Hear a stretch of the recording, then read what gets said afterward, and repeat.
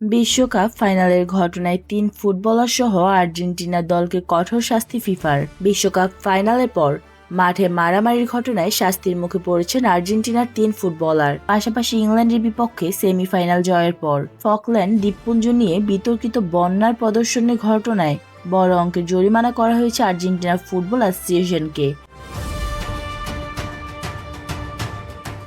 ফিফার disciplinary committee সবচেয়ে বড় শাস্তি দিয়েছে আর্জেন্টিনার মিডফিল্ডার লিয়ান্দ্রো ফার্নান্দেজকে। তাকে 10 ম্যাচের জন্য নিষিদ্ধ করার পাশাপাশি $90,000 জরিমানা করা হয়েছে।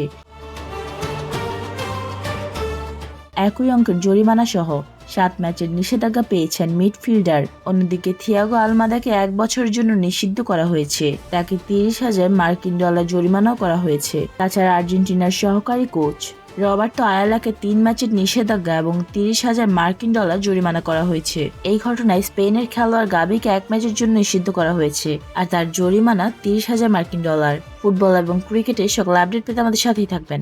ধন্যবাদ।